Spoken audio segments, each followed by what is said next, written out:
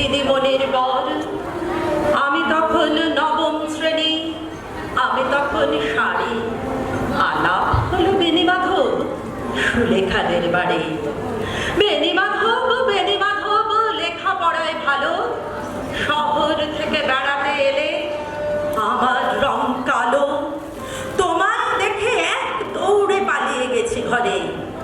বেণীমাধব আমার বাবা দোকানে কাজ করে। কুঞ্জে অলি কুঞ্জে তবু ফুটেছে মঞ্জরি। সন্ধেবেলা পড়তে বসে অঙ্কে ভুল করি। আমি তখন নবম শ্রেণী, আমি তখন 16। ব্রিজের ধারে বেণীমাধব লুকিয়ে দেখা হলো। বেণীমাধব এতদিনের পরে সত্যি বলো, সেসব কথা এখনো মনে পড়ে?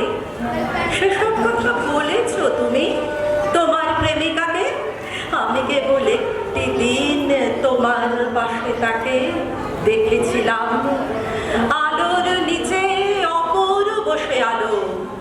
স্বীকার করি দুজনকেই মানিয়েছিল ভালো।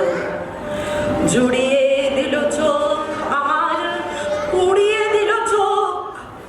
বাড়িতে এসে বলেছিলাম ওদের ভালো হোক। রাতে এখন ঘুমোতে যায় একতলার ঘরে। মেঝের উপর বিছানা পাতা, জ্যোৎস্না এসে পড়ে। আমার পরে যে বোন ছিল চোরা পথের মাকে মিলিয়ে গেছে। জানি না আজ কার সঙ্গে থাকে। আজ জুটেছে, কাল কি হবে? কালের ঘরে শনি।